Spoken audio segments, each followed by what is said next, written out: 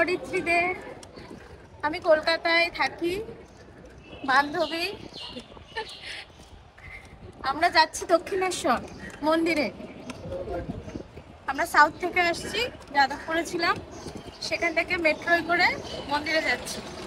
কিছু খাবো। আচ্ছা, আমরা কোত্থেকে উঠলাম মেট্রোতে? আমরা উঠেছি মহানায়ক উত্তম কুমার, টলিগঞ্জ এরিয়া থেকে। সেখান থেকে আমরা নেমেছি দক্ষিণেশ্বর মেট্রো। এখন আমরা একটা ব্রিজের তলা দিয়ে যাচ্ছি, কিছুক্ষণের মধ্যে পৌঁছে যাবো মন্দিরে। মানে সহজ ইয়ে হচ্ছে মেট্রোতে করে যাওয়া। হ্যাঁ, খুব গরম, তাই আমরা এসি যুক্ত মেট্রোর রাস্তায় গ্রহণ করেছি। তা না হলে আরো অনেক রাস্তা ছিল, কিন্তু সেই রাস্তায় আমরা যাইনি। আমরা গিয়ে এবার খাবো, তারপর আমরা মন্দির, গঙ্গা এসব দেখবো।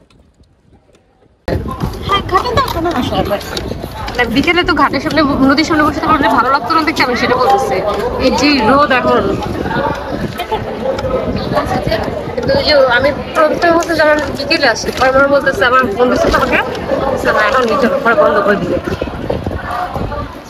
দক্ষিণেশ্বর মন্দিরটা কলকাতার অনেক নামকরা একটা মন্দির। তো আমরা অনেক দূর থেকে এসেছি মন্দিরটা দেখবার জন্য। তো আমরা ভিতরে যে আপনাদেরকেও দেখানোর চেষ্টা করব। বাইরে থেকে মন্দিরের গেটটা খুব সুন্দর লাগছে, আশা করি ভেতরটা অনেক সুন্দর হবে। তো এখানে অনেক পুলিশ দেখতে পাচ্ছি, তো ওনাদের সামনে গিয়ে জিজ্ঞেস করলাম যে আমরা ভিতরে যেতে চাই বা আজকে কি হয়েছে। তখন ওরা বললো যে আজকে এখানে যাওয়া যাবে না, ঢোকা যাবে না, কারণ হচ্ছে আজকে বিধানসভার একজন মন্ত্রী এসেছেন, সে আজকে এটা ভিতরে প্রদর্শন করবেন। তো ব্যাড লাক আমাদের, আমরা এখন মন্দিরের ভিতরে ঢুকতে পারিনি। তো আমরা এখন চলে যাচ্ছি। প্রচন্ড গরম কলকাতাতে, এটা হচ্ছে বিকেল পর্যন্ত যদি আমরা ওয়েট করি তাহলে হচ্ছে আমরা ভিতরে ঢুকতে পারবো, কিন্তু যেই পরিমাণ গরম পড়েছে এখানে আসলে দাঁড়িয়ে থাকা সম্ভব না। তো আমরা এখন যাচ্ছি নদীর পাড়ে।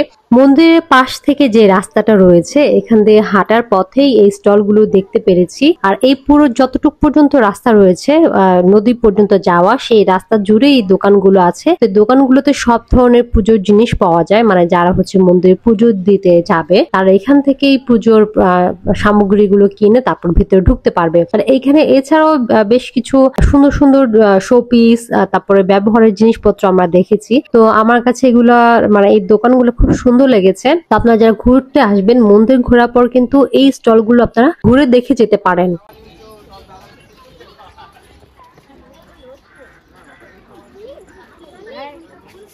হাঁটতে হাঁটতে আমরা চলে এসেছি নদীর পাড়ে। তো এইখানে এসে দেখলাম সুন্দর একটা ব্রিজ রয়েছে, আর ডান পাশে রয়েছে টিকিট কাউন্টার। তো এখান থেকে টিকিট কিনে আমরা নদীটা পার হব। নদীটা পার হব কিভাবে সেটা একটু বলে দিচ্ছি।